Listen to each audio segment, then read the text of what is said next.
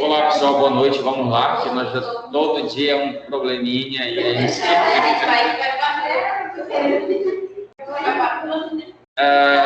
tem alguém aí online, por favor? Só queria saber se está funcionando o áudio, estão visualizando a tela, por favor.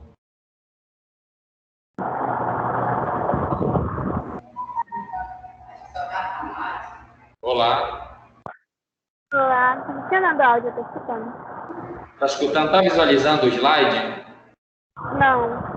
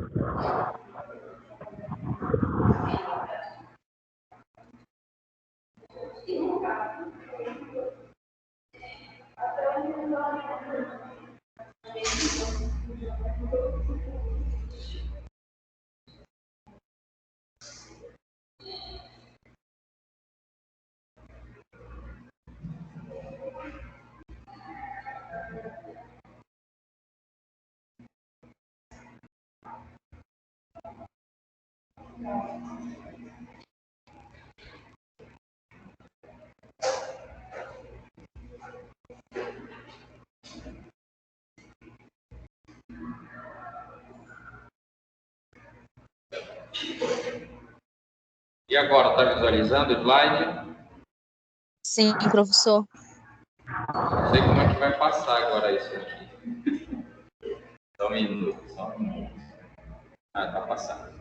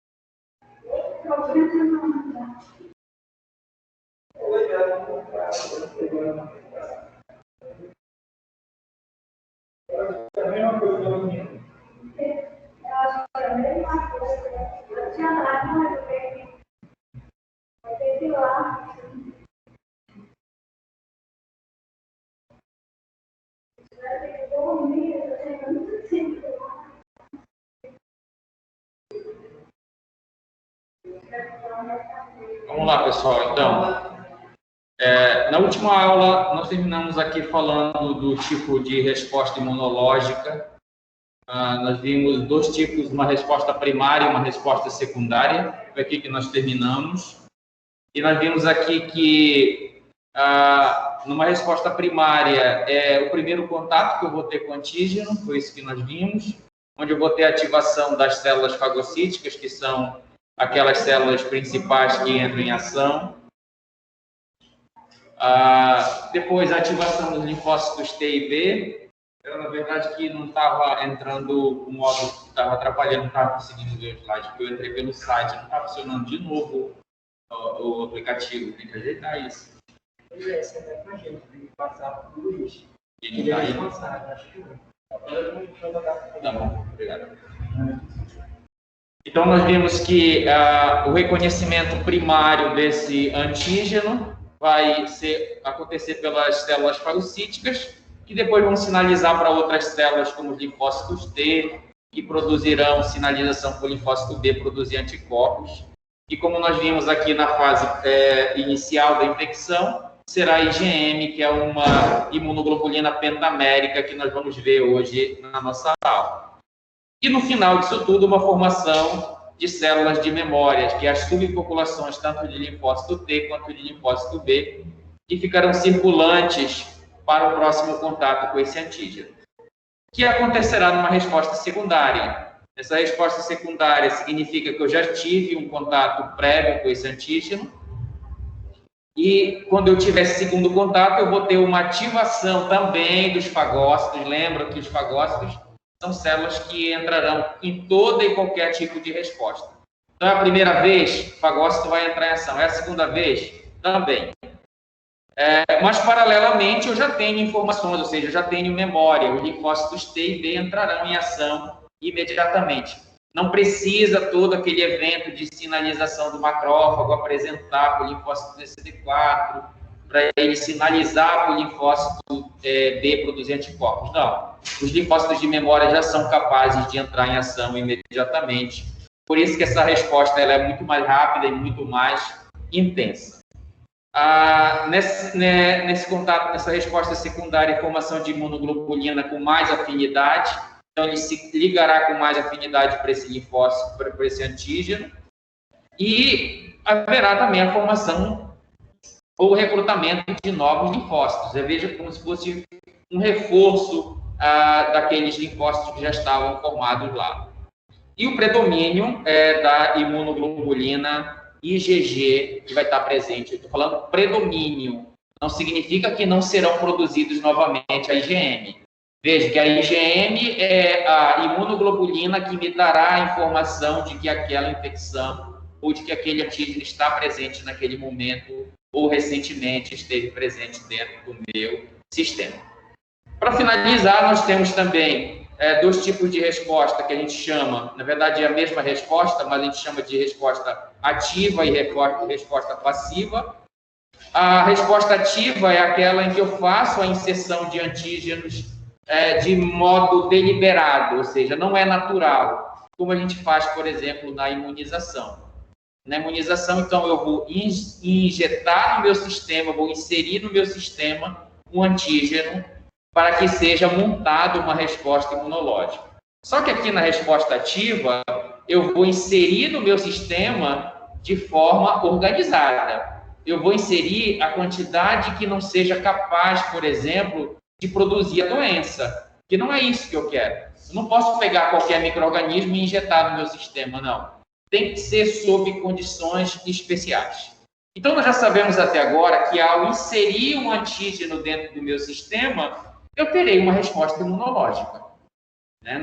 Em menor ou maior proporção, dependendo do antígeno. Então, eu posso fazer agora de forma controlada, porque eu conheço como esse meu sistema imunológico vai responder. E aí eu vou fazer o controle da inserção controlada, vamos dizer assim, desses antígenos. E as formas de inserir antígenos controlados é inserir aquela substância para a qual eu sei que o sistema imunológico monta uma resposta. Então, eu vou inserir... Então, como eu sei que, veja só, quem causa doenças são antígenos capacitados a estimular o sistema imunológico. Quem causa patologia não é qualquer micro-organismo. Normalmente, um agente patogênico, que significa o quê? Que ele é capaz de causar um processo infeccioso. Que ele é capaz de entrar no meu sistema, de se estabelecer, de multiplicar e de causar danos para os órgãos ou tecidos onde ele está presente. Então, numa pneumonia, por exemplo, é a inserção de um micro-organismo, uma pneumonia causada por um micro-organismo, é a inserção no ambiente pulmonar de um micro-organismo que é capaz de sobreviver nesse pulmão, que é capaz de se multiplicar, e quando ele se multiplica e se estabelece, acaba causando dano naquele órgão, naquele sistema, que é os sinais e sintomas que a gente vê. Então, eu não posso pegar, numa imunização ativa, o micro-organismo puro e verdadeiro, eu posso pegar fragmento deles. Então, o que eu faço aqui? Então, as vacinas que nós temos atualmente, elas são formadas, elas são de determinadas formas. Então, pode ser, por exemplo, a toxina produzida pelo micro-organismo. E essa toxina a gente chama de toxoide. Então, a antitetânica e para a difteria, eu não insiro o micro-organismo, eu insiro o quê? O toxoide, a substância que esses micro-organismos produzem. E quando eu insiro isso, eu pergunto, eu vou ter o tétano? Não. Mas eu vou ter uma resposta imunológica montada contra aquela proteína, contra aquela toxina que eu injetei. Então, veja, eu estou manipulando o meu sistema imunológico. Eu não estou inserindo um micro-organismo, eu estou inserindo um produto como o toxoide que ele produz. Ao inserir, o que é que vai acontecer? A montagem de uma resposta imunológica, com a consequente formação no final dos anticorpos, como nós temos conversado aqui. Quando este indivíduo vacinado, imunizado ativamente, entrar em contato com o micro-organismo verdadeiro, o que vai acontecer? Uma resposta mais eficiente, como nós vimos, porque não é a primeira vez que ele estará entrando em contato. Já será uma resposta secundária. Só que a resposta primária foi uma resposta que controlada, induzida ativamente pelos cientistas e pelas pessoas que fazem essa vacina, pelas pessoas que trabalham com essa questão. Tá? Então, eu estou ensinando a primeira vez a reconhecer, quando ele entrar com o micro-organismo verdadeiro, ele terá uma resposta muito eficiente. E nós vimos que uma resposta eficiente não dá oportunidade para o micro-organismo se estabelecer e, consequentemente, causar patologia. Veja, isso é o que se espera, mas isto nem sempre vai ser 100%. Mas eu posso ter, por exemplo, uma infecção amenizada por uma vacina branda, tá certo? Então, a gente não vai imaginar que eu vou ter vacina 100% segura. Eu vacinei e nunca eu vou ter uma patologia. Eu vacinei e nunca mais eu vou entrar em contato com esse micro-organismo. Isso não é verdade, tá? Eu estou produzindo, eu estou me antecipando ao contato com o micro-organismo verdadeiro. E isso eu já terei o quê? Um aparato muito grande, como nós vimos aqui na resposta secundária. Eu posso inserir também, de forma ativa, micro-organismos mortos, como, por exemplo, na vacina para coqueluche. Então, eu pego esse micro-organismo verdadeiro, inteiro, mas eu mato ele. Quimicamente, tem diversas formas de você fazer isso. Então, por exemplo, quando eu submeto ao calor, quando eu submeto esses micro-organismos a uma determinada substância química, eles morrem. E aí mas não são destruídos. Aí eu insiro eles no meu sistema. E aí o sistema imunológico vai fazer o quê? Vai reconhecer. Porque, como nós vimos, o sistema imunológico não interessa para ele se é ser vivo ou se não é ser vivo. O que interessa é se é estranho ou se não é estranho. E ao inserir esse micro-organismo morto, ele vai reconhecer a superfície deste micro-organismo, que é onde normalmente estão as substâncias reconhecidas pelo sistema imunológico e sobre as quais ele monta uma resposta imunológica. E é no caso da coqueluche, ele vai montar uma resposta imunológica, e quando eu entrar verdadeiramente com o patógeno vivo, eu já tenho uma resposta montada. E que resposta seria essa? Eu tenho as minhas células de memória, que vai ser produzidas aqui nessa resposta ativa. Eu tenho os meus anticorpos já todos prontos, e como nós vimos na resposta secundária, será muito mais efetivo. Eu tenho micro-organismos atenuados, como, por exemplo, na BCG. Eles não são mortos, são atenuados. O que significa atenuar? Fazer com que ele perca uma determinada capacidade patogênica, por exemplo, de se multiplicar, de se expandir, de invadir tecidos.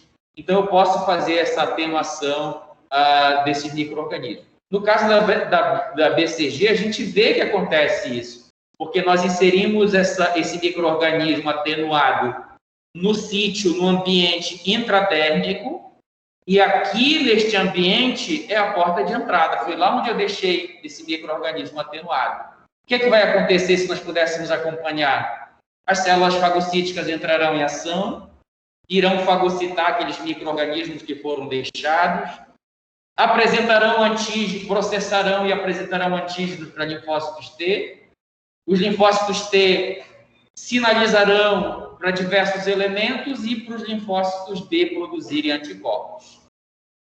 E aí eu tenho, no final de toda essa resposta ativa, induzida, a formação de uma resposta imunológica. E a gente vê que esses micro-organismos, eles não são micro-organismos mortos, porque o que é que a gente vê numa BCG? Cria-se uma pequena lesão, né? E é isso que se quer. Eu quero, sim, que no momento da inserção forme uma pápula, que depois forme uma resposta imunológica que eu vou visualizar através da formação de pus, né, de secreção e posteriormente do cascão, que a gente diz lá, que é os processos de cicatrização acontecendo na pele. E aí a gente vê que o micro-organismo ele não está morto, ele está agindo, né, produzindo aquela lesão, só que uma lesão micro naquele ambiente específico que é a pele. E aí eu tenho uma resposta montada, e quando eu entrar em contato com esse micro-organismo causador desta patologia, eu já terei uma resposta montada. Então, nós temos esses diversos tipos. A vacinação ou a imunização ativa por toxoide, por micro-organismos mortos e por micro-organismos atenuados. E nós temos umas mais modernas, que são as acelulares. E as acelulares são, eu crio, principalmente para vírus, por exemplo, o vírus HPV. O vírus é simplesmente, como um micro-organismo, uma estrutura de micro-organismo, uma cápsula proteica contendo material genético. É isso que é um vírus. E aí, o que é que eu faço para fazer uma vacina acelular? Eu crio a cápsula proteica apenas, sem material genético. E veja, se não tiver material genético, não é um ser vivo, ele não tem capacidade, por exemplo, de guardar a informação que será usada pela célula hospedeira para formar um novo vírus.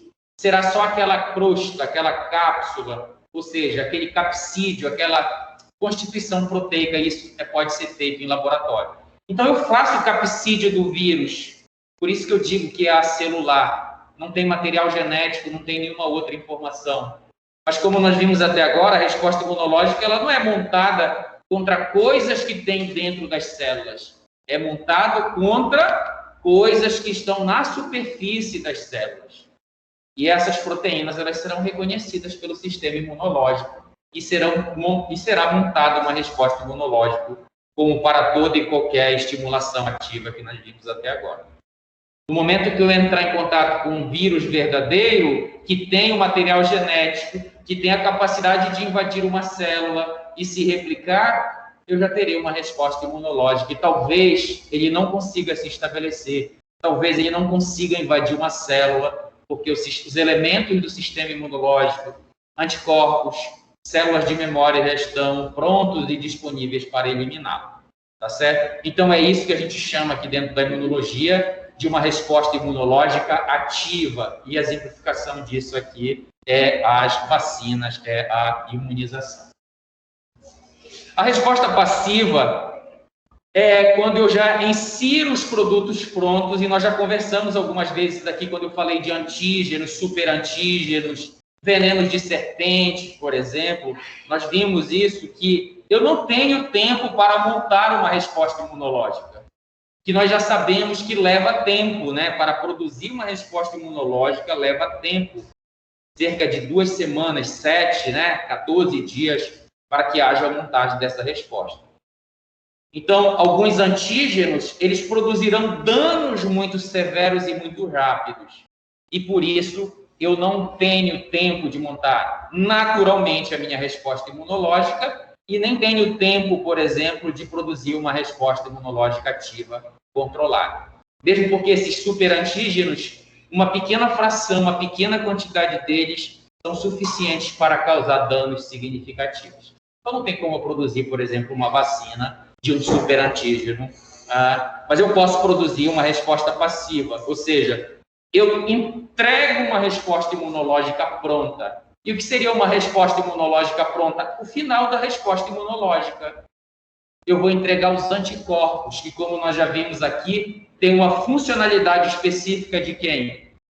De bloquear os antígenos, de impedir a sua ação imediata. Então, numa resposta passiva, eu posso inserir esta resposta pronta, ou seja, o soro que eu insiro nada mais é do que um conjunto, né, um concentrado de anticorpos que eu tenho lá no meu frasquinho e vou inserir dentro do sistema quando esse sistema for acometido ou neste sistema for introduzido um antígeno desse que traz problemas severos e rápidos, como os superantígenos, exemplificando o veneno de uma serpente. Então, se eu deixar, irá produzir muito dano, mas eu já entrego a resposta imunológica pronta. Os anticorpos agora irão bloquear essas toxinas, esses venenos, essas glicoproteínas que são produzidas pelo veneno. A imunoglobulina é Oi? A imunoglobulina A imunoglobulina é um outro nome do anticorpo, tá? É a mesma coisa. Imunoglobulina, anticorpos, é a mesma coisa. Vamos já ver, a gente vai iniciar esse assunto das imunoglobulinas. Então, como é que acontece essa resposta passiva? Eu posso inserir esses produtos da resposta imune, como eu falei no caso, posso inserir um soro diretamente no caso de um veneno de serpente. Eu posso inserir globulinas humanas que eu compro. Então, por exemplo, muitas das vezes eu tenho doença autoimune que dá as crises, por exemplo, ou seja, ataca sistemicamente e eu tenho que fazer alguma intervenção. Nós vamos ver que as doenças autoimunes é o ataque ao próprio, aos constituintes próprios do nosso corpo. Se o sistema imunológico está atacando ao próprio, eu tenho que inserir algo para controlá-lo. E muitas das vezes eu compro, olha, um outro nome aqui para os anticorpos, gama-globulina humana. Eu sintetizo anticorpos contra os anticorpos que estão atacando o meu sistema próprio. É uma forma de eliminar. Não tem como eu curar, tem como eu minimizar, tá? Então, as doenças autoimunes, muitas delas são incuráveis, porque é uma desordem do meu sistema. Então, não tenho como trocar todo o meu sistema imunológico. Mas, pelo conhecimento que nós temos, eu posso fazer pequenas intervenções. Então, numa dessas crises, eu posso introduzir a gama-globulina humana, ou seja, que é um anticorpo produzido contra aqueles anticorpos que estão atacando os meus tecidos, tá? A produção desses anticorpos, seja o soro antiofígico, seja essas gama-globulina humana, são produzidas externamente em animais. Então, eu pego uma fração do veneno da serpente, por exemplo, e injeto num animal, como um cavalo, por exemplo. E não esqueça que nós estamos falando de animais superiores, e eles têm sistema imunológico também. Eles também produzirão anticorpos igual nós produzimos. E aí, daqui a pouco, eu retiro sangue e purifico somente os anticorpos que foram produzidos pela resposta imune do cavalo. Só que foi produzido contra um antígeno que eu inseri lá de forma ativa, como se fosse uma vacinação, vamos dizer assim. Mas só que eu quero o quê? Obter os anticorpos. E aí eu purifico esses anticorpos, concentro esses anticorpos e aí eu utilizo como soro quando eu tiver esses acidentes aqui que a gente está vendo. Certo? Então, essa resposta passiva pode ser através da inserção do soro, a inserção das gamas-globulinas, a inserção de antitoxinas, que pode ser anticorpos contra determinadas toxinas. Essa resposta passiva, ela acontece também de forma natural, quando passa essas imunoglobulinas da mãe para o filho. Tá? Então, essas aqui que eu estou falando, a inserção do soro da gama-globulina humana, eu que estou fazendo de forma intencional. No caso da mãe e filho, há essa passagem desses anticorpos, nem todos, tá? Mas algum deles, como a IgG e a IgA, pode passar de mãe para o filho. Alguns pela barreira placentária, outros através de líquidos corpóreos, como o leite materno, por exemplo. Não esqueça que eu falei para vocês, quando eu falo de anticorpos, eu estou falando de uma glicoproteína que está onde? Nos nossos líquidos corpóreos circulando.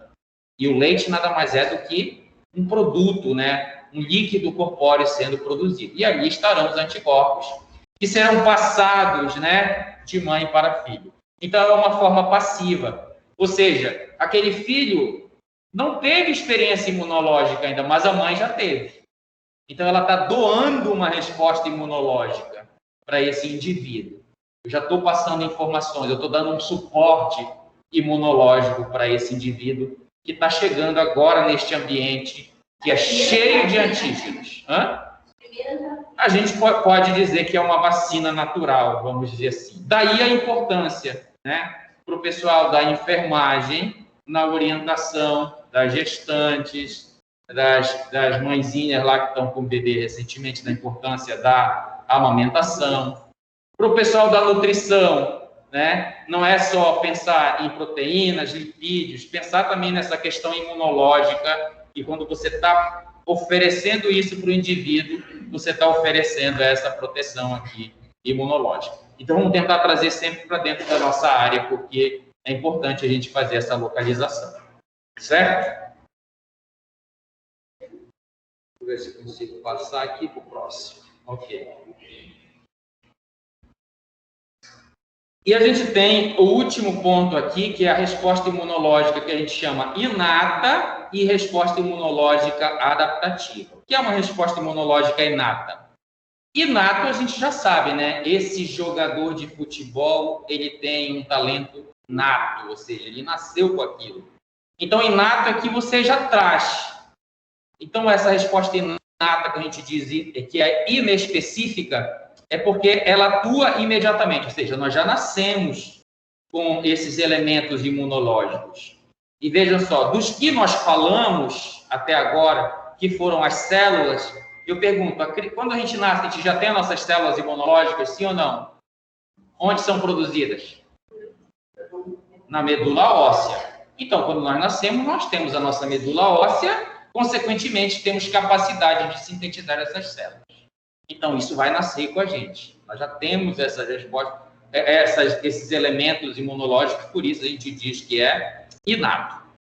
Nós temos fígado, nós temos macrófago, então significa que eu já posso produzir proteínas do complemento, que é um assunto que nós vamos tratar ainda, que são também elementos do sistema imunológico. Então, nós já nascemos com esses elementos, por isso dizemos que eles são inatos. Inato e inespecífico. Por que inespecífico? Porque vocês vão de convir comigo que o macrófago não escolhe qual é o antígeno que ele vai fagocitar. Ele fagocita qualquer antígeno, desde que ele reconheça que aquilo é estranho. E uma das capacidades dele é reconhecer tudo que é estranho. Então, entrou um pólen, ele vai reconhecer. Entrou um micro-organismo, também ele vai reconhecer.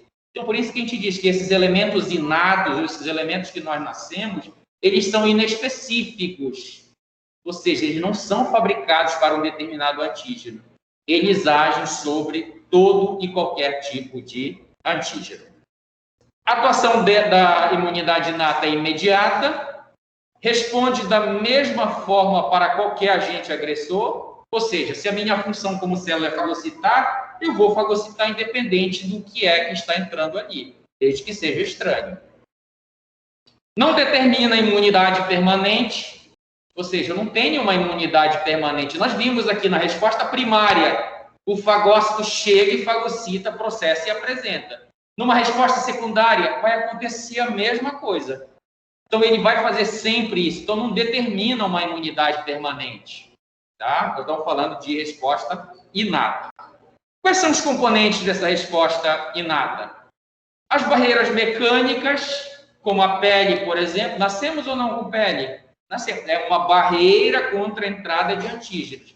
Então, é mais um elemento do sistema imunológico. Pele, fazendo a barreira mecânica. As células fagocíticas que nós falamos, já nascemos com ela. Sistema complemento, que são as proteínas que eu falei produzidas por macrófagos e pelos hepatócitos, que são as células do fígado. E as outras células, como células natural killer, por exemplo, que já nascem, na verdade, os linfócitos em geral.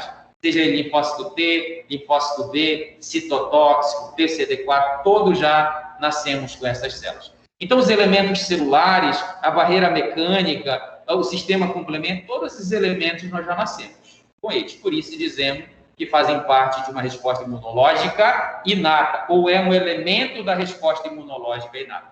Temos outros? Temos diversos outros. O reflexo da tosse, o muco, os pelos do nariz, as células ciliadas do nosso trato respiratório, que varrem continuamente de dentro para fora elementos estranhos que tentam adentrar o nosso sistema respiratório, tá? Então, precisamos olhar um pouquinho mais amplo, porque nós elegemos aqui 3 elementos para nós conversarmos, não foi? Os elementos celulares, os moleculares e os órgãos linfóides. Mas não significa que eu não tenho outros elementos, e aqui eles surgem como elementos integrantes da resposta inata. Ok? Nós temos a resposta adaptativa. A resposta adaptativa, ela é específica e ela é adquirida. Então, eu vou fazer uma adaptação. Quando é que vai acontecer essa adaptação? Ela desenvolve após o contato com o antígeno, como nós vimos. Quem é que entrará em ação numa resposta primária? Os elementos da imunidade inata. Mas, após esse contato, eu terei a produção de outros elementos, como anticorpos, como células de memórias, como subpopulações de outras células que eu vou formar. Tá? Então, ela desenvolve-se após o contato. Eu não tenho como me adaptar se eu não tiver sido, vamos dizer assim, estimulado ou forçado. Se eu não tiver tido contato, não tem como me adaptar. Vou me adaptar ao quê? Não tem nenhum fator me pressionando. Então, é por isso que vai se desenvolver após o contato com o antígeno. Então, tem que ter um contato para que tenha a resposta adaptativa. Combate a antígenos variáveis ocorre quando a inata é insuficiente. Então, veja, muitas vezes a resposta inata é suficiente para eliminar. De repente, tenta entrar um antígeno no meu trato respiratório, que é uma das portas de entrada que nós vimos, e eles ficam retidos no muco. Daqui a pouco as imunoglobulinas ou as células presentes na minha mucosa entram em ação e eliminam esse antígeno. O reflexo da tosse, o espirro, pode jogar esse antígeno para fora. Então, veja, se a resposta inata conseguiu resolver, eu preciso fazer alguma adaptação? Não. Agora, quando falha esse sistema, e ele vai falhar quando? Vai falhar quando eu tiver um antígeno capacitado a sobreviver e a burlar esta resposta imunológica inata. E quem faz isso grandemente é os micro-organismos patogênicos. Eles burlam esse sistema e aí eu preciso me adaptar. Se a resposta inata não foi suficiente, eu preciso entrar com uma resposta adaptativa. Então, é como se o pelotão de frente ou a resposta inata não conseguisse resolver. E eu preciso acionar outros elementos para entrar em ação, para se adaptar e conseguir eliminar esse antígeno. Então, ocorre quando a resposta inata é insuficiente e ela age através da imunidade humoral, e nós já sabemos o que é uma imunidade humoral. É a imunidade produzida por aqueles elementos presentes onde? Nos nossos líquidos corpóreos, que tem, por exemplo, as imunoglobulinas e as proteínas do complemento. Esses elementos agora entrarão em ação. Se não estiverem produzidos, serão produzidos. Lembram disso? Se não estiverem presentes, serão produzidos. As proteínas do complemento estarão, porque ela é da imunidade inata. Então, ela é um reforço, né? Então, aqui falhou a resposta inata, mas esse elemento como complemento, ele entrará em ação. Nós vamos entender como é que ele entra em ação. As imunoglobulinas, se já tiver tido um contato primário, elas entrarão em ação. Se for um contato, aliás, no contato primário elas precisam ser produzidas e no contato secundário elas já entrarão em ação, né, dando esse suporte à resposta inata. A imunidade celular também, como os linfócitos T, então se eu já tenho eles produzidos, se eu já tenho uma subpopulação circulante, eles entrarão em ação. Esse será o meu segundo pelotão: anticorpos, proteínas do complemento, linfócitos. E os linfócitos de memória, né, que já foram formados ou que serão formados de forma para se adaptar àquele contato que não foi possível ser eliminado pela resposta imunológica inata. Tá certo? Então, era isso neste momento que eu queria falar para vocês. Então, eu tenho resposta primária e tenho resposta secundária. Eu tenho a minha resposta ativa e a minha resposta passiva, e eu tenho a minha resposta inata e a minha resposta adaptativa. Certo? Agora nós vamos passar para falar dos anticorpos. Se eu souber como é que faz aqui, né? Vamos ver. Para compartilhar aqui. Vou pegar essa.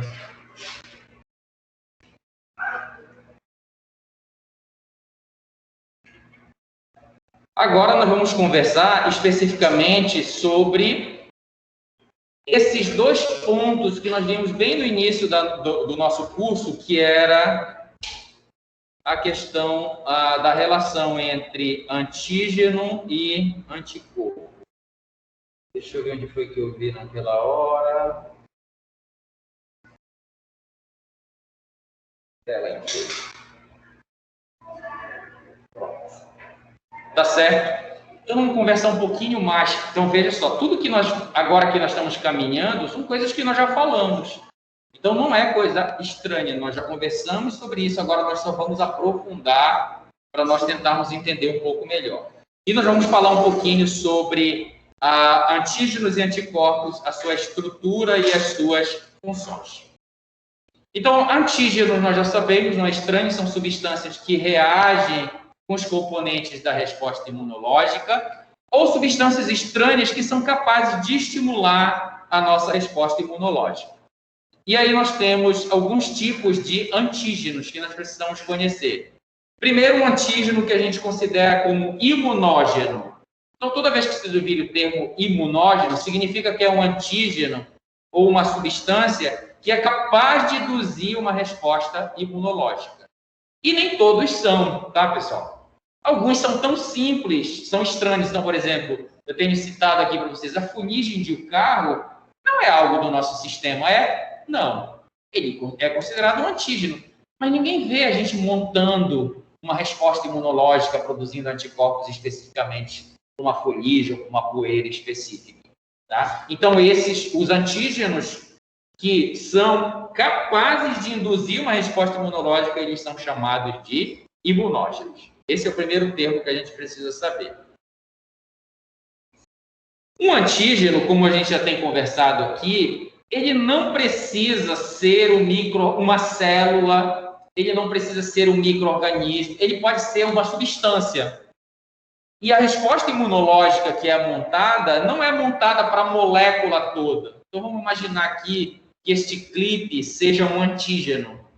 Então, eu não vou produzir anticorpos para toda esta molécula. Eu produzirei para uma parte específica dela. É numa parte específica desta que o anticorpo será fabricado. Então, para esta região pontiaguda do clipe, é para esta região que o anticorpo será fabricado. Onde é que ele vai se encaixar? Em outra região da molécula? Não. Ele vai se encaixar perfeitamente naquela região para a qual ele foi fabricado. E é isso que a gente chama de epítopo ou determinante antigênico, que é a porção do antígeno que combina com o anticorpo. Tá certo? Então, se eu tenho uma proteína, se este clipe for uma proteína, eu produzirei um anticorpo que se ligará especificamente numa parte desta proteína. Então, não adianta ela encostar em outras regiões que ela não vai ligar. Ela vai ligar para a parte para a qual ela foi fabricada. Lembra que eles se encaixam perfeitamente? Lembra da especificidade que eu falei para vocês? Da chave do cadeado, que eu falei em algumas aulas anteriores? Então, eles se encaixarão perfeitamente. E ele vai se encaixar na parte da molécula para a qual ele foi fabricado. Isso a gente chama de epítopo ou determinante antigênico, que é a porção do antígeno ou a parte do antígeno que combina com o anticorpo. Eu tenho também antígenos que são chamados de apiteno, ou seja, são substâncias estranhas, mas não imunogênicas. Vejam só, quando eu digo não imunogênica, significa que não será montada uma resposta imunológica para a produção de anticorpos. Não será produzido células de memória. Não serão produzidas subpopulações de linfócitos. Mas eles precisam ser eliminados do meu sistema? Sim ou não? Sim. Quem vai fazer isso? A resposta imuninata. Os elementos da resposta imuninata. Então, a fuligem do carro que adentra o teu trato respiratório, ela não permanecerá lá. Ela será retirada. Quem faz isso? Imunidade inata, como, por exemplo, os macrófagos. São eles que vão retirar. Mas eu não vou... Ele sozinho vai conseguir, né? É uma apiteno, é uma substância que não estimula grandemente o sistema imunológico, tá? Então, entenda, tudo que adentra o meu sistema e que não faz parte, eu vou considerar antígeno. Só que eu tenho antígenos que são apitenos e tenho antígenos que são imunógenos, ou seja, capazes de induzir uma resposta imunológica. Dentro desses antígenos, eu tenho fatores que influenciam a sua imunogenicidade, ou seja, a capacidade de induzir uma resposta imunológica. E quais são esses fatores? A estranheza, que vocês vão ver lá no livro como self ou no self, ou seja, próprio e não próprio, né? É uma da capacidade. não é próprio do meu sistema, é um fator que vai influenciar na montagem de uma resposta imunológica. Mas não só a estranheza. Veja, eu preciso englobar diversos o quê? Fatores. Um dos fatores é a estranheza, o segundo é o tamanho. Ou seja, moléculas grandes, elas são mais imunogênicas. Em um determinado momento eu falei que uma das fontes de antígenos é alimentos, lembram disso? E um dos alimentos que induzem a uma resposta imunológica em alguns indivíduos, como a alergia, por exemplo, são os frutos do mar. E os artigos, os pesquisadores têm demonstrado que é o tamanho dessas proteínas, desses frutos do mar, que são os indutores da resposta imunológica em determinados indivíduos montando um processo alérgico. Tá? Então, a estranheza e o tamanho são duas características que influenciam na montagem da resposta imunológica. Você quer perguntar? A composição química é um outro fator, ou seja, quanto mais a molécula for complexa, mais ela será imunogênica. E aí eu estou falando de complexidade da molécula, radicais, né, subradicais, uma diversidade. A composição química dessa molécula, ela também é um fator que influencia na imunogenicidade. O outro fator é a degradabilidade. Então, por exemplo, nós vimos que a célula fagocítica, ela engloba o antígeno, o fagocita, e processa, como nós vimos em um determinado momento. Ou seja, ela quebra em pedaços menores, ela degrada essa substância que foi fagocitada. Então, quando eu estou falando de degradabilidade, eu estou falando neste sentido. A capacidade, então, esses antígenos facilmente fagocitados são mais imunogênicos. Então, quando eu tenho facilidade de fagocitar, significa que eu tenho capacidade de processar, que eu tenho capacidade de apresentar na superfície por linfócito TCD4 para ele orquestrar a resposta imunológica. Então, quem é facilmente fagocitado é mais imunogênico, né? Porque aí está envolvida aquela questão desse processamento que ocorre pelo macrófago e pela sua apresentação. É por isso que determinadas substâncias que não são fagocitadas com facilidade, eu não tenho uma resposta imunológica eficiente para ser montada. Então, por exemplo, contra eumintos, nós já vimos, né, quando nós falamos de células, nós vimos que eu tenho uma determinada, os eosinófilos, por exemplo, que combate esses organismos multicelulares, eles não induzem uma resposta imunológica eficiente. Por quê? Porque eles não são fagocitados com facilidade. Nós vimos que eles são degradados por outras formas, por outras vias, mas que eles também têm um mecanismo de fugir dessa degradação. Então, quem é fagocitado, então, se esse antígeno é fagocitado, ele é facilmente processado e apresentado, e aí eu tenho como montar uma resposta imunológica. É só quando eu reconheço ou quando é apresentado para o linfócito que é estranho, que eu tenho a capacidade de montar uma resposta imunológica. Porque não esqueçam do linfócito TCD4. É ele que orquestra a montagem da resposta imunológica. Se eu fagocito e apresento e eu não tenho linfócito para reconhecer, eu terei uma resposta imunológica? Não. É o que acontece nas imunodeficiências produzidas pelo vírus HIV, por exemplo. Ele infecta o TCD4 e a quantidade dessas células estarão em quantidade muito baixa. E aí eu não terei uma resposta eficiente para montar. O fagócito de quem é infectado pelo vírus HIV vai funcionar, vai fagocitar o antígeno, vai apresentar, mas adianta eu apresentar se não tem quem receba esta apresentação, esta sinalização para orquestrar a resposta imunológica? Não, né? Então eu preciso que esse antígeno seja processado, apresentado e que esses elementos estejam funcionais. Então, os antígenos aqui, os fatores que influenciam para ele produzir uma resposta imunológica são essas: a estranheza, o tamanho, a composição química e a capacidade dele ser degradado ou fagocitado, aqui, como a gente vê, por uma célula fagocítica ou qualquer outra célula que tem essa capacidade.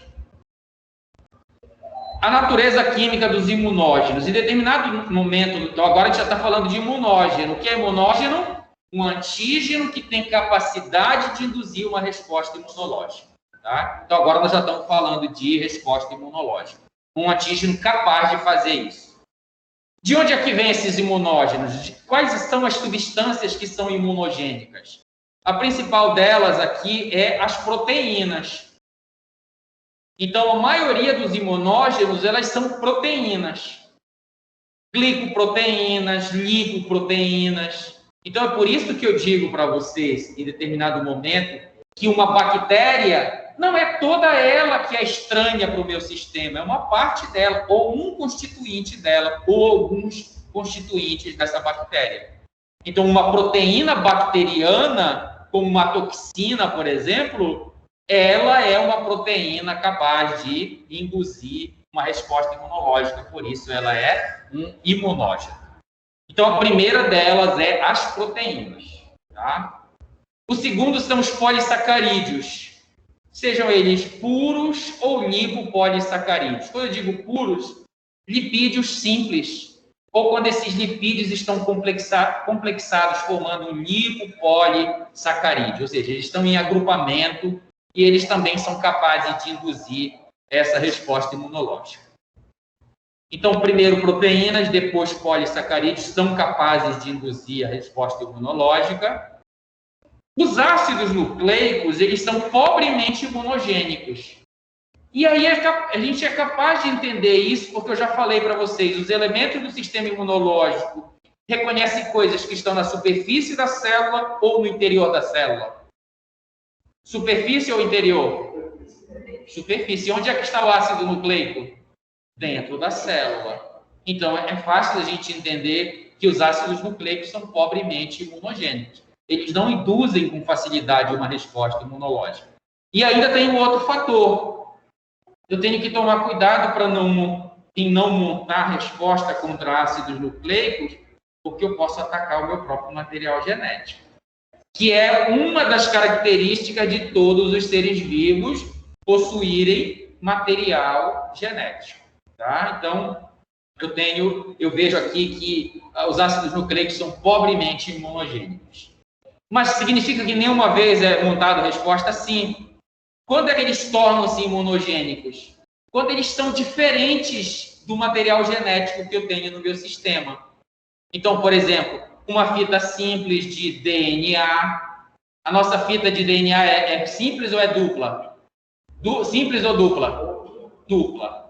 Se os meus elementos do sistema imunológico encontram uma fita de DNA livre, simples, uma fita simples de DNA, o que é que eu posso imaginar? Que isso é próprio ou não próprio? Não próprio. E aí, nessa situação, é montada uma resposta imunológica.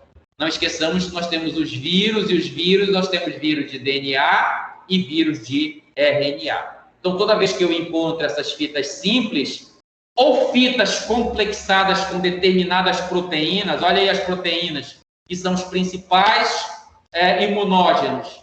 Então, se esse material genético está complexado com determinadas proteínas, agora sim eu posso montar uma resposta imunológica. Então, fitas simples de DNA ou complexadas com proteínas, eu vou montar uma resposta imunológica, tá? Nessas situações. E aí nós temos os lipídios, que eles são pouco imunogênicos, tá? Então, proteínas e polissacarídeos são os principais, ácidos nucleicos eventualmente, e lipídios são pouco imunogênicos. Esse conceito, eles é considerado ser vivo? Sim, depende, né? Tem alguns grupos que acham que sim, outros que não, né? Principalmente os virologistas. Tem alguns que dizem que sim, outros que não. Eu digo que sim. Porque todo e qualquer... Dizia um professor meu de virologia, que era da linha que acreditava no vírus como ser vivo. Não interessa se é formiga, ser humano, papagaio, tem material genético, é uma das características primordiais para ser considerado ser vivo. Porque todos os outros inorgânicos não têm, né? É lógico que precisa ter outros fatores. Organização, capacidade de adaptação, capacidade de reprodução. E os vírus mantêm isso. Eles têm material genético, eles têm capacidade reprodutiva, apesar de usar a maquinaria da célula, mas eles se reproduzem. Eles são capazes de sofrer adaptação e mutação, que é a característica dos seres vivos. Nós estamos vivenciando muito bem isso com SARS-CoV-2, que nós já temos as variantes aí. Então, o que é isso? Capacidade característica peculiar dos seres vivos de sofrer a adaptação. Hã? Para ele produzir tudo isso, ele depende de outro. Não entendi. Ele depende da célula. Sim. Então, ele depende da célula, mas não, mas ele tem capacidade de sobrevivência mesmo fora da célula, por um processo chamado cristalização. Então, ele fica viável até que ele encontre uma maquinaria para se reproduzir. Tá certo? Então, por esses fatores, a gente considera, alguns consideram, e eu sou dessa corrente que acredita que são seres vivos. Mas vamos deixar isso para falar quando nós falarmos de micro-organismo, e nós falaremos especificamente dos vírus. Tá certo? Então, vamos lá. Então, esses aqui é a natureza desses imunógenos, ou seja, desses antígenos capazes de induzir resposta imunológica. Nós temos alguns tipos de antígenos, e aí esses tipos de antígenos relacionados a qual célula vai estimular, no caso dos linfócitos T. Eu tenho antígenos T independentes.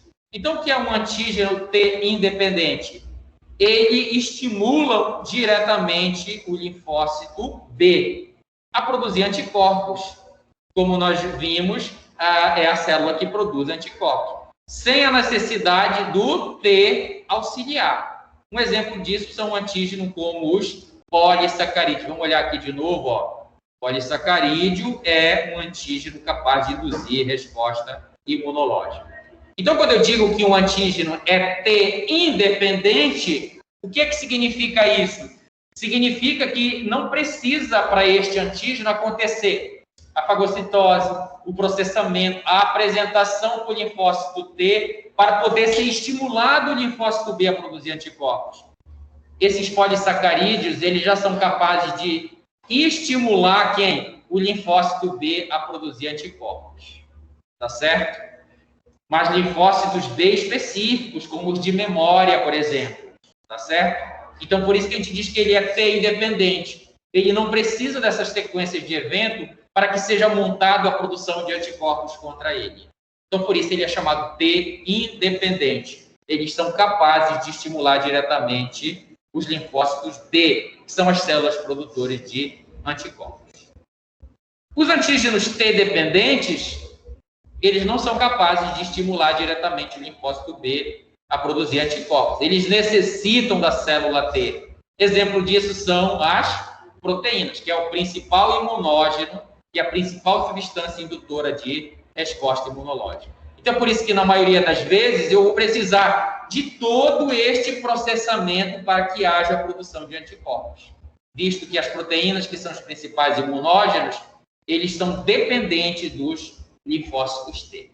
Tá bom? Então, vejam só.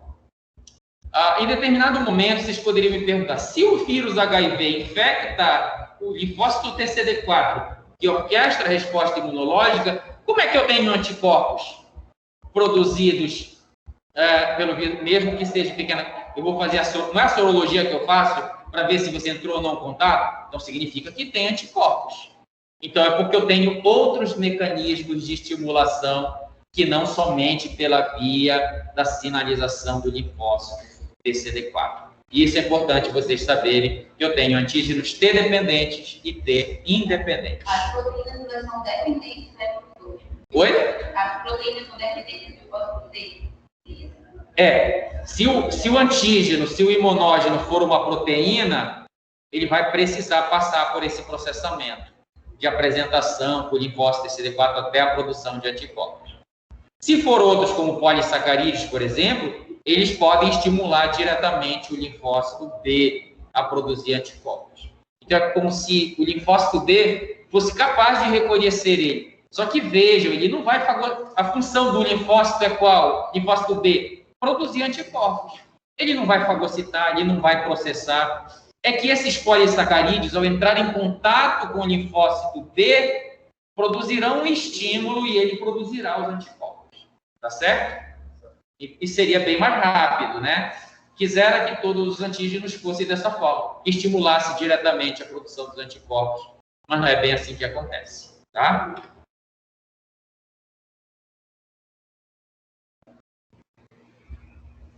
Já conversamos aqui também sobre os superantígenos, já cheguei a comentar com vocês. Então, eu tenho o antígeno convencional. O que é o antígeno convencional? É aquele antígeno que induz, sim, uma resposta imunológica, mas vai produzir uma pequena população de linfócitos T, que a gente diz monoclonal. Então, é só um clone. Então, veja, lembra que eu falei para vocês que o linfócito T, ele pode produzir diversas subpopulações de linfócitos T? No caso do antígeno convencional, ele não induz essa produção de várias subpopulações de linfócitos T. Ele produz uma subpopulação apenas, que eu chamaria aqui de uma resposta monoclonal. Então, ele não induz tão drasticamente a que haja essa produção ampla, vamos dizer assim. Mas é o que acontece convencionalmente. No caso dos superantígenos, aí sim, ele vai produzir uma grande fração de células T, que eu chamaria de resposta policlonal. E aí nós caímos num ponto que eu já falei para vocês. O que é interessante? Uma resposta imunológica na medida, uma resposta imunológica exacerbada ou uma resposta imunológica abaixo do normal? O que seria interessante? A medida. Que conseguisse eliminar aquele antígeno. Nós já vimos que respostas imunológicas exacerbadas trazem danos e prejuízos para o meu sistema. E aí a gente cai naquele problema aqui. Quando é um superantígeno, o que vai acontecer? Vai formar grande fração de células T. E veja só, se eu tenho grande quantidade de células, o que significa? O que essas células vão fazer? Cumprir essa função. E a resposta será exacerbada. Então, no caso desses superantígenos, formará essa grande fração de células linfócitos T, que a gente chama de resposta policlonal, e aí minha resposta será exacerbada. É por isso que eu tenho, nos superantígenos, como veneno de serpente, por exemplo, aquele dano abrupto e severo, produzido pela própria toxina, mas também pela resposta imunológica exacerbada que entrou ali na célula. Então, quem são esses superantígenos? Endotoxina, produzida pelo Staphylococcus aureus, que é uma bactéria, por exemplo, envolvida em intoxicação alimentar. A gente ouve de vez em quando falar sobre isso. Determinado grupo, aniversário, casamento, comeram determinado alimento e daqui a pouco estão com uma resposta imunológica ou com sintomatologia de uma intoxicação. Quem está causando isso? E é rápido, né? Questão de segundos, 20 minutos, 30 minutos depois, todo mundo está com vômito, diarreia, determinadas repercussões. O que é isso? É um superantígeno produzido por uma bactéria, que é esta endotoxina, que está estimulando o teu sistema imunológico. Vômito e diarreia são mecanismos inatos de tentativa de eliminar esse antígeno. Mas os efeitos são abruptos e imediatos, como a gente pode ver. Então, por isso, a gente considera isso aqui um superantígeno. Toxina do choque tóxico, produzida também por uma bactéria chamada Staphylococcus. E vocês vão ver, é raro de ver isso, mas em determinados ambientes hospitalares é comum. Que a síndrome do choque tóxico, ou a síndrome da pele escaldada, que acontece principalmente em bebês. Ou seja, essa toxina, ela primeiro produzida pelo Staphylococcus, ela descama, ela destrói toda a região da pele. Então, descama, então fica como se tivesse caído água quente, realmente. Aí, volto a repetir. Quem está produzindo isso? O superantígeno e a resposta imunológica também. Pode ser pontual, como na pele, mas se esta substância cair na minha corrente sanguínea, eu posso ter uma síndrome chamada do choque tóxico, porque agora ela está apresentada sistemicamente. E isso pode acontecer, pele lesionada, a produção dessas substâncias, nós já vimos que é absorvido para os nossos líquidos corpóreos, como, por exemplo, a nossa linfa e depois corrente sanguínea. Tá? Então, pode acontecer? Pode. Então, quando eu tenho a síndrome da pele escaldada, eu tenho que tomar muito cuidado por causa da síndrome do choque tóxico. E aí é produzida. E esses micro-organismos que ele está falando aqui, o Staphylococcus, por exemplo, Staphylococcus aureus, é um patógeno que vive no nosso corpo, nas fossas nasais ou na nasofaringe dos profissionais da área de saúde, na nossa pele, responsável por causar algumas infecções, como, por exemplo, os furúnculos, pneumonias. E, de repente, se eu vou cuidar do meu paciente e eu estou sem proteção, e eu sou profissional, e eu tenho estafilococo nas minhas fossas nasais, eu posso transmitir para aquele indivíduo. E se for um neonato, uma criança prematura, por exemplo, o risco é maior. E apesar dela ter os elementos inatos da resposta imunológica, mas não está totalmente formada. E aí, por isso que é comum nessas crianças, tá? Então, a minha manipulação inadequada também desse indivíduo, porque na minha pele está presente o estafilococos. A mesma coisa que acontece nos alimentos, produzindo a intoxicação. De onde é que vem esse estafilococos para o alimento? De uma manipulação inadequada daquele alimento. E eu acabo veiculando aquele micro-organismo para lá. Ele se multiplica no alimento, muito nutriente, acaba produzindo essas toxinas, trazendo essas repercussões da intoxicação alimentar. Aqui já falei, choque tóxico, esfoliação do estafilococos também, síndrome da pele escaldada, exotoxinas pirogênicas do streptococcus produzindo choques, tá?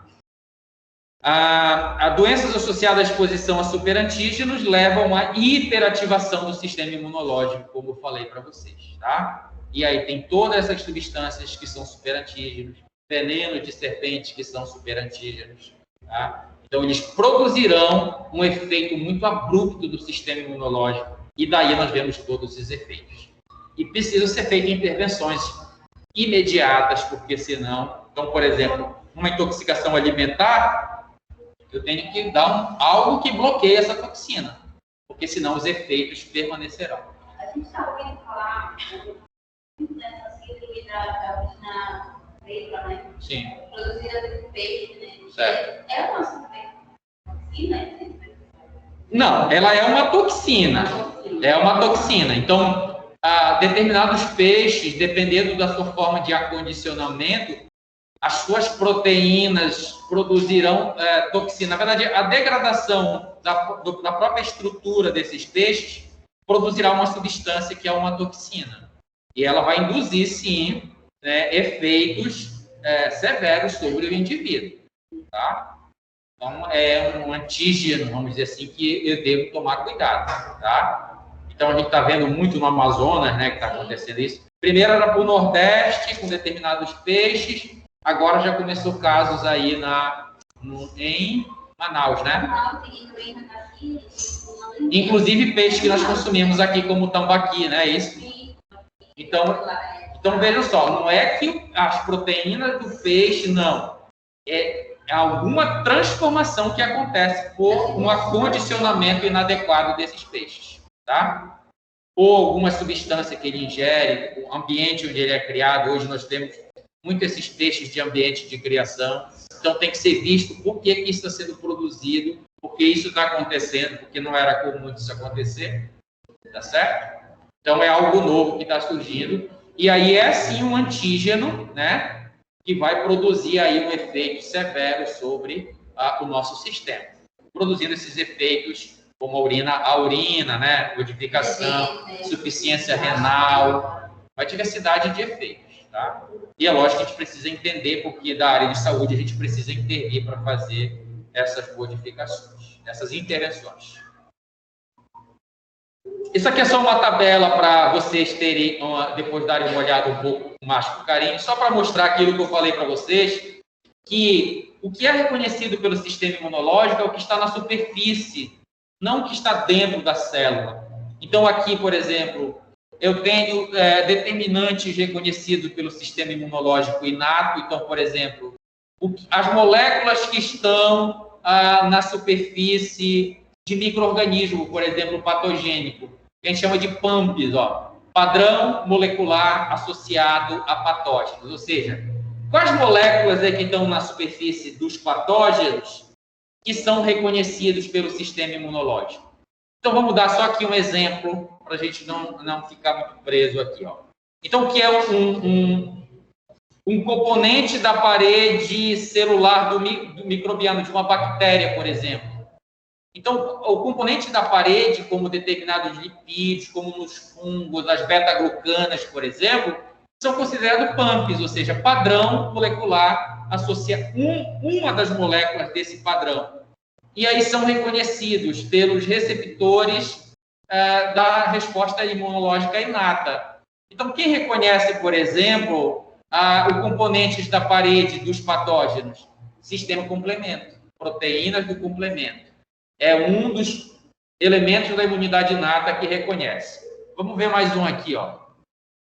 Carboidratos contendo manose, que também estão na superfície, principalmente de fungos. Nós vamos ver isso lá no sistema complemento, ó. Proteínas ligadoras de manose, que estão na superfície das células do sistema imunológico, são capazes de reconhecer. O que eu quero mostrar aqui nessa tabela para vocês é que eu só tenho como reconhecer moléculas da superfície de um alvo se eu tiver na superfície da minha célula moléculas correspondentes que sejam capazes de ligar. Senão, não tenho como reconhecer. Então, o padrão dos patógenos tem que ter um padrão que reconheça nas minhas células fagocíticas ou na célula do sistema imunológico capaz de fazer esse reconhecimento. Certo? Então, era isso que eu queria dar essa aprofundada um pouquinho maior sobre os antígenos, tá?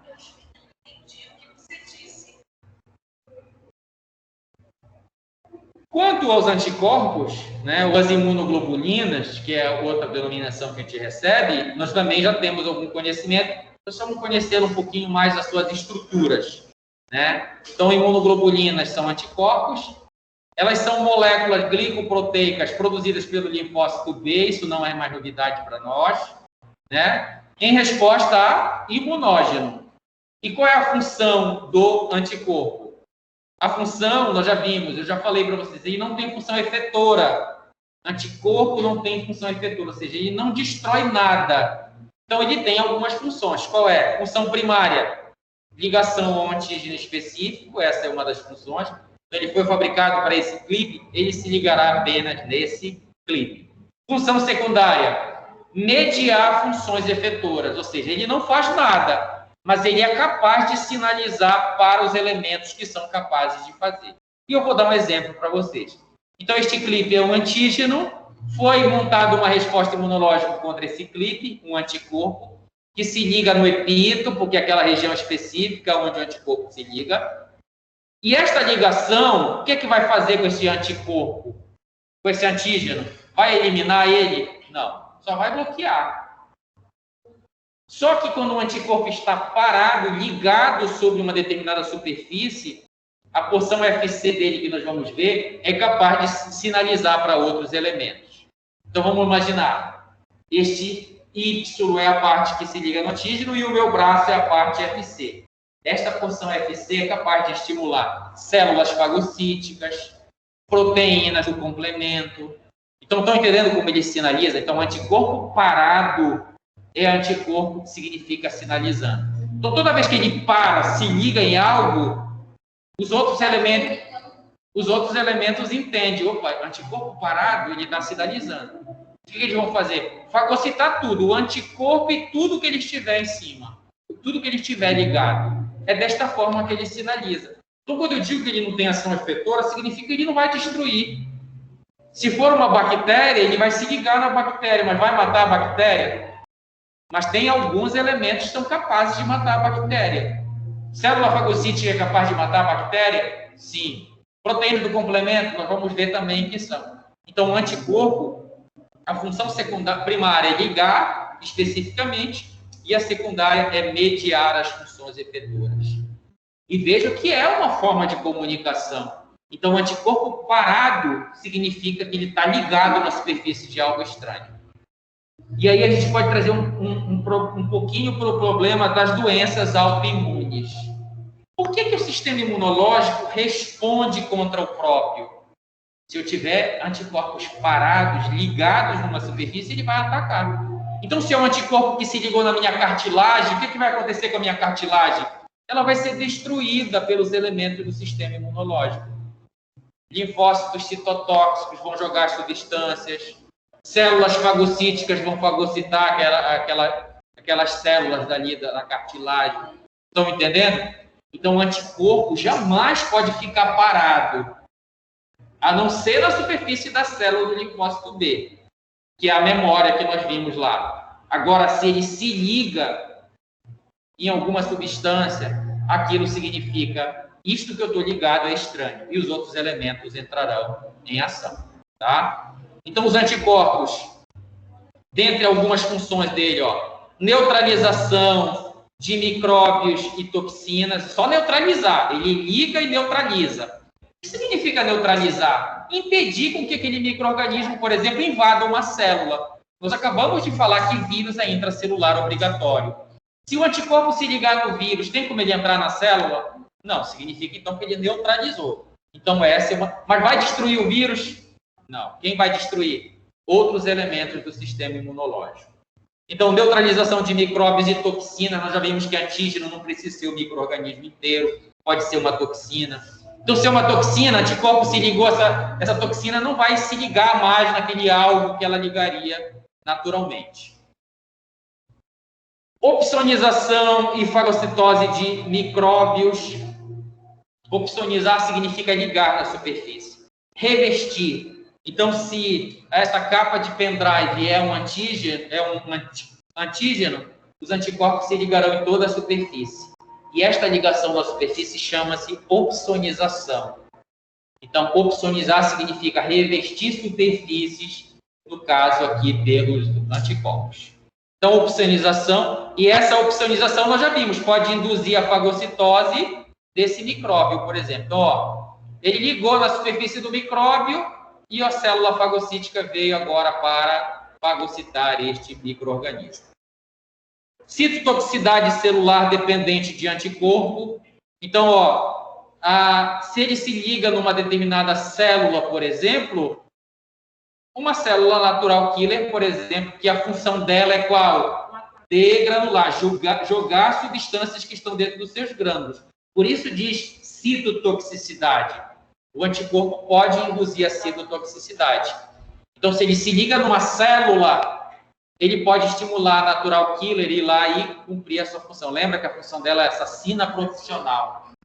Mas ela não vai matar qualquer coisa. Ela precisa ser sinalizada que ela precisa matar. E quem sinaliza aqui, no caso? Anticorpo. Então, veja que o anticorpo tem diversas funcionalidades. Não tem função efetora, mas é uma molécula importantíssima para reconhecimento de antígenos e sinalização dos elementos efetores da resposta imunológica. Tá? E aqui nós já vimos alguns, né? Célula fagocítica, célula natural killer.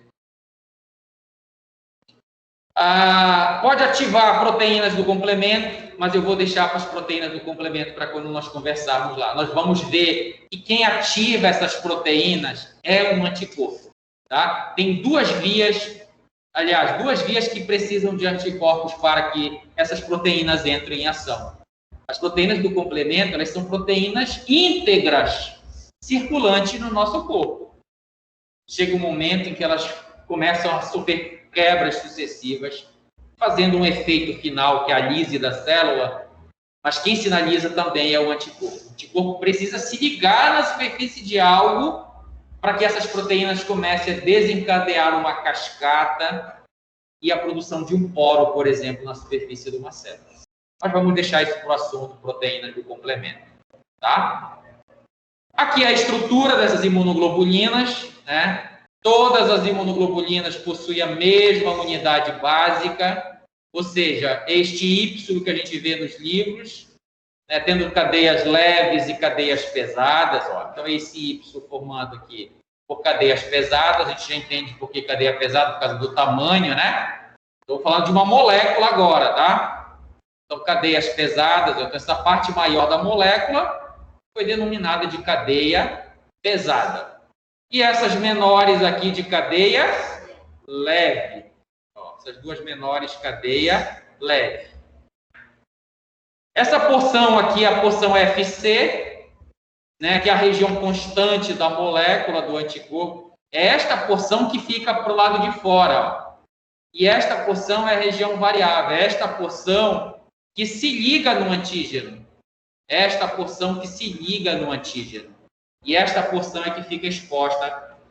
E quando algum elemento, como, por exemplo, a célula fagocítica, ver esta porção exposta, parada, ela se liga aqui e isto é suficiente para que tenha uma sinalização e ela cumpra a função. Se for fagócito, fagocitar. Se for natural killer, degranular. Então, eles se ligam nessa porção FC do anticorpo para que sejam... Então, significa que na superfície do macrófago e na superfície da natural killer, terá um receptor para esta porção FC do anticorpo? Sim. Tá? Porque senão não teria como haver comunicação. Tá? Então, só para a gente finalizar aqui, ó, cadeia leve, cadeia pesada. Elas são ligadas por pontes de sulfeto, né? Elas não são soltas. Elas são ligadas por pontes de sulfeto. Ela tem as porções variáveis, que é essa daqui. Por que variável? Porque cada região dessa será específica para um determinado antígeno. Então, se o linfócito B produzir o vírus de hepatite C, reconhecerá, esta região será específica para hepatite C. Hepatite B, outro anticorpo específico. Por isso a gente diz que esta região é a região variável. E esta é a região constante. Nós temos uma região de dobradiça, que é esta região aqui. O que significa dobradiça? Ela tem uma flexibilidade.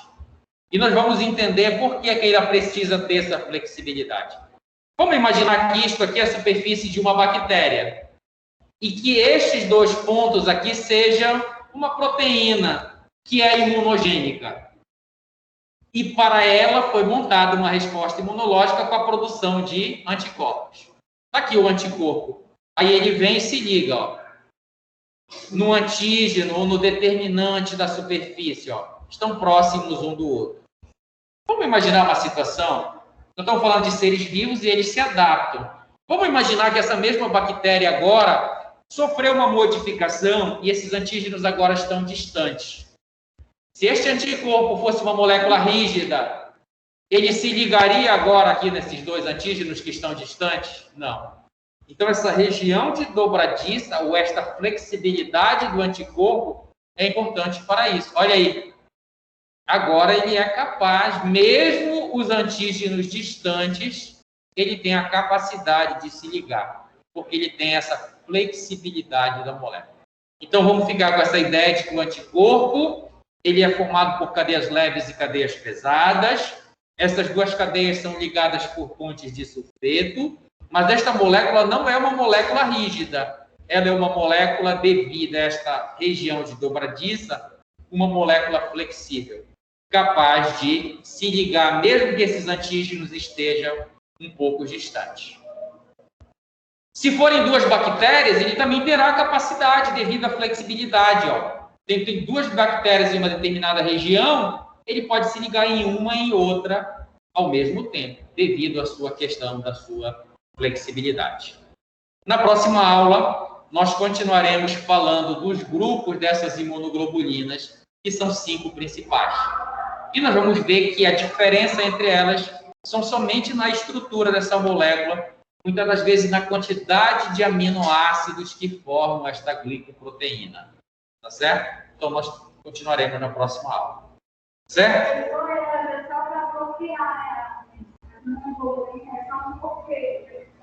Uma das funções dela é bloquear, ligar no antígeno e bloqueá-lo, tá? Já passei um pouquinho do meu horário, mas deixa eu só falar alguma coisa para vocês. Falei com a representante de turma, enviei 2 exercícios. O primeiro, nós já temos condições de ir resolvendo, tá? Que é o do hemograma. O segundo é de tipagem sanguínea, e a gente ainda vai conversar sobre isso. A entrega, ela será no dia 21/9, tá? No dia 21/9, quando nós teremos a nossa aula prática, porque na próxima terça é o Moisés e depois a minha, tá? Então, no dia 21, será a entrega desses 2 exercícios, e nessa aula nós discutiremos esses exercícios. que eu não quero que vocês resolvam, errem e fiquem por isso mesmo. Eu quero discutir para mostrar para vocês o que acertaram, o que erraram, para a gente acertar os caminhos. Já enviei para a representante de turma, para o e-mail, perguntei se ela disse que ia entrar em contato com o pessoal da nutrição. Tá bom? Então pronto, é isso.